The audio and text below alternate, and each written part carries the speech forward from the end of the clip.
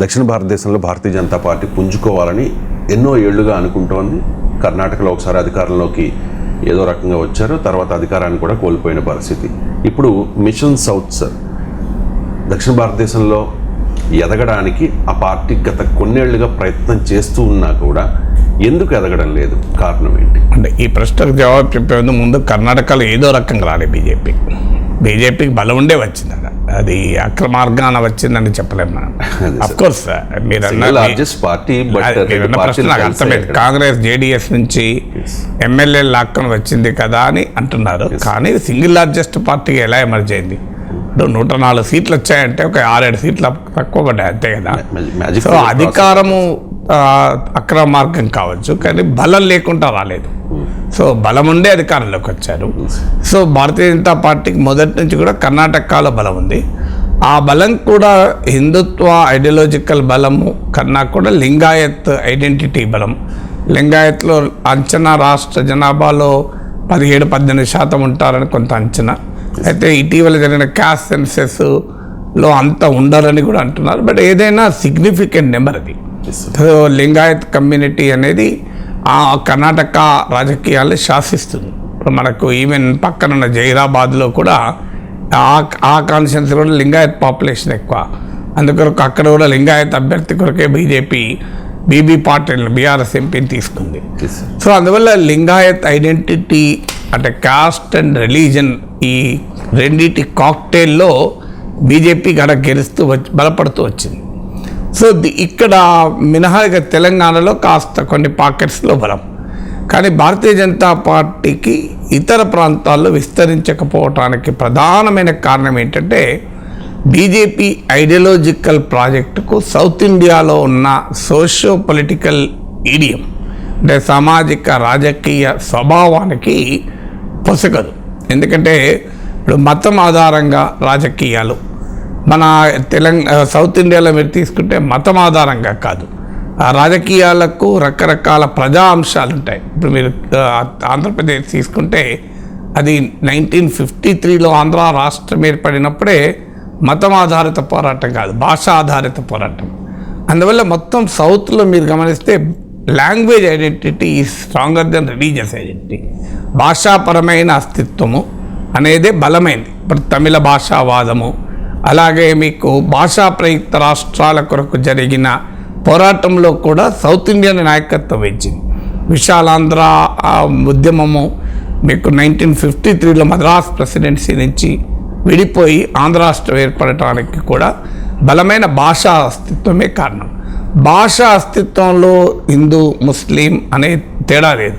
మీకు హిందువులైనా ముస్లింలైనా ఆంధ్ర ప్రాంతంలో మాట్లాడే తెలుగు భాషే. సో అందువల్ల మీకు తమిళనాడులో హిందువైనా ముస్లిం అయినా నేను తమిళుడిని అని మొదలు భావిస్తారు. అంటే ప్రతి మనిషికి మల్టిపుల్ ఐడెంటిటీస్ ఉంటాయి.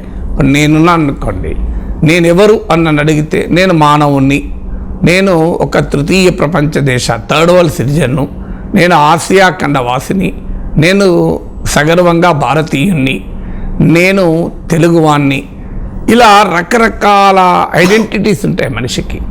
సో ఈ ఐడెంటిటీస్ అన్నీ పరస్పర విరుద్ధమైన ఐడెంటిటీస్ ఏం కాదు. ఒక వ్యక్తి హిందువు కావచ్చు, తెలుగువాడు కావచ్చు, తెలంగాణ వాడు కావచ్చు, ఈ 3 ఐడెంటిటీలు ఒక్కరికే ఉండొచ్చు కూడా.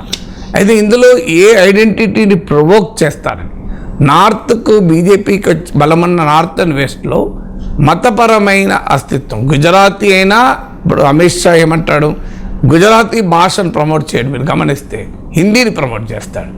అందువల్ల 1 లాంగ్వేజ్ 1 రిలీజన్ అనే భావన ద్వారా ప్రజల్ని యునైట్ చేయడం అనేది బీజేపీ రాజకీయం. ఇందుకు పూర్తి భిన్నమైంది సౌత్ ఇండియా. సౌత్ ఇండియాలో మతం కాదు ప్రజలను ఐక్యం చేసేది, మతేతర సెక్యులర్ అంశాలు ప్రజలను ఐక్యం చేస్తాయి. మీరు ఆంధ్ర రాష్ట్రంలో నేను చెప్పినట్లు భాషాపరమైన అస్తిత్వము డామినేట్ చేసింది, మీకు భాషాపరమైన చైతన్యము డామినేట్ చేసింది. తర్వాత మీకు తెలంగాణలో కూడా మళ్ళీ మతం కాదు ప్రాంతీయ అస్తిత్వము, తెలంగాణ వాదము తెలంగాణను యునైట్ చేసింది. అది 1960sలో కావచ్చు, మలి దశ ఉద్యమాల్లో మనం చూసాం. అలాగే తమిళనాడులో తమిళ భాషా చైతన్యము, తమిళ సాంస్కృతిక చైతన్యమే బలమైనటువంటి ప్రజల ఐక్యతకు ప్రాతిపదిక. తర్వాత మీకు అక్రాస్ ద సౌత్ ఇండియా, కేరళలో కానీ, తెలంగాణలో కానీ, ఆంధ్రాలో కానీ కమ్యూనిస్ట్ ఉద్యమాలు, నక్సలైట్ ఉద్యమాలు వర్గం ఆధారంగా ప్రజలను ఐక్యం చేశాయి. అంటే అటు కులము కాదు, మతము కాదు, ప్రాంతము కాదు, ఈవెన్ భాష కూడా కాదు. సో దోపిడీకి గురవుతున్నటువంటి ప్రజానీకం ఎవరైనా ఐక్యం కావాలని తెలంగాణలో జరిగిన సాయుధ రైతాంగ పోరాటం, నిజాం వ్యతిరేక, రజాకర్ వ్యతిరేక, భూస్వామ్య వ్యతిరేక పోరాటానికి కులం లేదు, మతం లేదు, భాష లేదు, ప్రాంతం లేదు. మీకు బెంగాలీ కవి వచ్చి కూడా ఇక్కడ పులకరించిపోయి కవితలు రాశాడు. అది మగ్దుమ్ మొయినుద్దీన్ కావచ్చు, అది డాక్టర్ దాశరథి కావచ్చు. నా తెలంగాణ కోటి రతనాల వీణా దాశరథి అంటే మగ్దుమ్ మొయినుద్దీన్ కూడా ఉర్దూలో ఎలుగెత్తి చేశాడు. ఆ రకమైనటువంటి చైతన్యము, అంటే భాషకు, కులాలకు, మతాలకు అతీతంగా వర్గ చైతన్యం ఆధారంగా ప్రజలు ఐక్యమయ్యారు. ఇప్పుడు మీరు కేరళలో హిందూ, ముస్లిం, క్రిస్టియన్ 3 మతాలకు చెందిన పాపులేషన్ బలంగా ఉంటారు. కానీ అక్కడ మతపరమైన అస్తిత్వం ప్రజలను ఐక్యం చేయడం లేదు. మీకు అక్కడ అందుకే మీకు అక్కడ బీజేపీ ఎదగడం లేదు. సో ఇలా బీజేపీ మతం పేరిట, మత అస్తిత్వం పేరిట ప్రజల్ని ఐక్యం చేయడము, ఒక రకమైనటువంటి మత ఆధారిత రాజకీయ సమీకరణ చేస్తే సౌత్ ఇండియా అందుకు భిన్నమైంది, ఎక్సెప్ట్ కర్ణాటక. ఇది మొదటి కారణం. భాషాపరమైన, ప్రాంతీయపరమైన, వర్గపరమైన చైతన్యము, అస్తిత్వము సౌత్ ఇండియాలో బలం. రెండవది, ఎప్పుడు కూడా మతము ప్రభావము, మతము వేరు, మత మౌఢ్యము వేరు, మతం వేరు, మత అస్తిత్వము వేరు. ప్రతి మనిషిని మతం ఇన్స్పైర్ చేస్తుంటుంది. ఇప్పుడు మనం ఉదయాన్నే భగవద్గీత శ్లోకం, ఘంటసాల శ్లోకం ఎన్ని కోట్లాది మంది ప్రజల ఇళ్లల్లో ఉదయాన్నే ఉంటుంది. నేను కూడా చిన్నప్పటి నుంచి, మా నాన్న ఉన్నప్పటి నుంచి ఉదయం లేవగానే భగవద్గీతతోనే స్టార్ట్ అయ్యేది వినడం. మన బెడ్ మీదకి లేసే వరకే, మాకన్నా ముందే లేసే మా నాన్న భగవద్గీత పెట్టి వింటూ ఉండేవాడు. సో అలా మనం అందరము ఇన్స్పైర్ అవుతాం. కానీ ఈ ఇన్స్పిరేషన్ ఎక్కడికి పోతుంది? మన ఆధ్యాత్మిక చైతన్యానికి, వ్యక్తిని సమూలంగా సంస్కరించుకోవటానికి మాత్రమే మతపరమైన భావనలు ఉపయోగపడతాయి. కానీ భారతీయ జనతా పార్టీ ప్రయత్నం ఏంటంటే మతం ఆధారంగా రాజకీయ అస్తిత్వం, మతం ఆధారంగా ఈ విద్వేష అస్తిత్వము. ఇప్పుడు మీకు ప్రజ్ఞా సింగ్ ఠాకూర్, రమేష్ బిధూరి వాళ్ళకి ఇప్పుడు టికెట్లు ఇవ్వలేదు, అది మాట్లాడుకోవచ్చు మనం సెపరేట్గా. కానీ ఇలాంటి వాళ్ళందరూ రోజు చేసే పని ఏంటి? సాక్షి మహారాజ్. సో ఇలాంటి రాజకీయాలు చేస్తే ఇవి ఎక్కడంటే more economic growth, more literacy ఉన్న చోట అంత సులభంగా ఉండకూడదని లేదు. అమెరికాలో ట్రంప్ లాంటి వాళ్ళు ఉన్మాదం రెచ్చగొట్టచ్చు, యూరోప్లో కూడా అల్ట్రా రైట్ పెరుగుతుంది. కానీ నార్మల్గా ఆర్థిక అభివృద్ధి పెరిగిన చోట, మీరు ఎడ్యుకేషనల్ క్వాలిఫికేషన్స్ పెరిగిన చోట, లిటరసీ లెవెల్స్ ఎక్కువ ఉన్న చోట ఈ అస్తిత్వవాదాలు బలహీనంగా ఉంటాయి. సో ఉండవని కాదు, కానీ ఈ సౌత్ ఇండియాకి వచ్చే వరకు అదే ఒక ముఖ్యమైన అంశం. నార్త్ అండ్ వెస్ట్తో పోలిస్తే it's more economical advance, more enlightened societies. Literacy నేను చెప్పడం కాదు, మీకు రాజగోపాలన్ కేరళకు చెందిన బీజేపీ నాయకుడు ఉండే, ఆయన అడిగారు ఎందుకు మీరు కేరళలో పెరగడం లేదు అంటే అక్కడ లిటరసీ రేట్ ఎక్కువ అండి అన్నాడు. అందుకే పినరాయి విజయన్ ఎవరు అడిగారు మీరు బీజేపీని ఎలా ఎదుర్కొంటారంటే ఇంకా లిటరసీ పెంచుతామండి అన్నాడు. ఇప్పుడు ఆయన నవ్వుతూ, అంటే ఆల్రెడీ 100% లిటరసీకి వచ్చేసారు.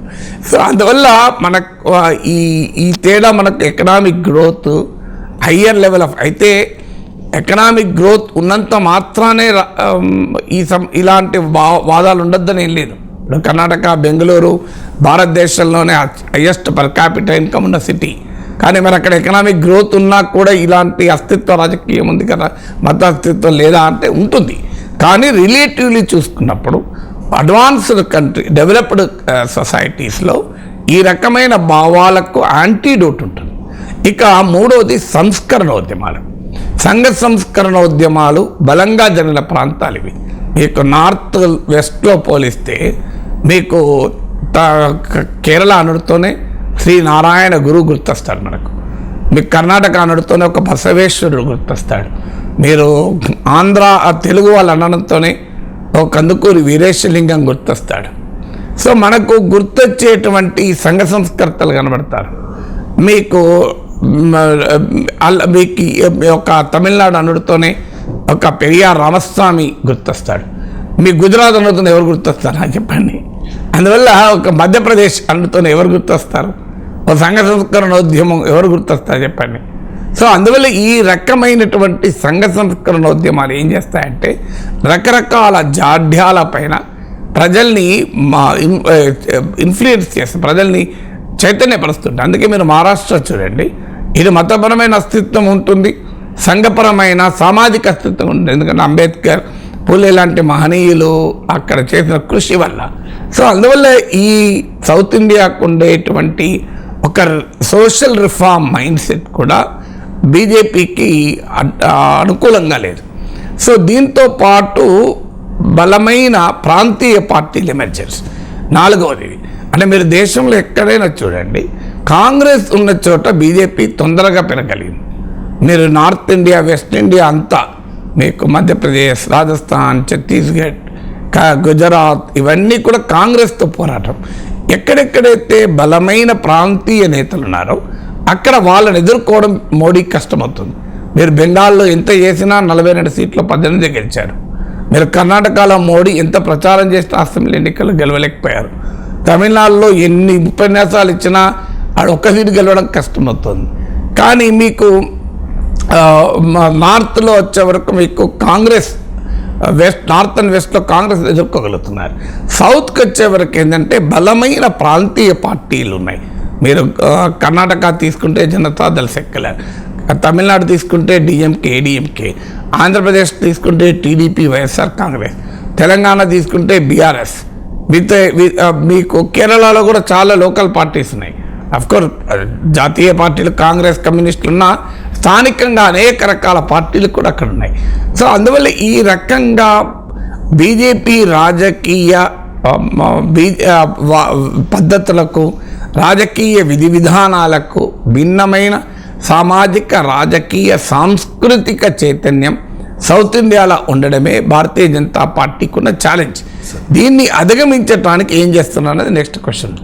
Right sir. మళ్ళీ మీరు సౌత్ ఇండియాలో ఇప్పుడు నేను తెలుగు రాష్ట్రాల గురించి మాట్లాడతాను. లేదు, తెలుగు రాష్ట్రాలు ఒకటే కాదు, సౌత్లో మనకు ఎందుకు మరి ఏం చేస్తుంది బీజేపీ అంటే, ఒకటి పొత్తుల ద్వారా ఎదగాలని చూస్తుంది.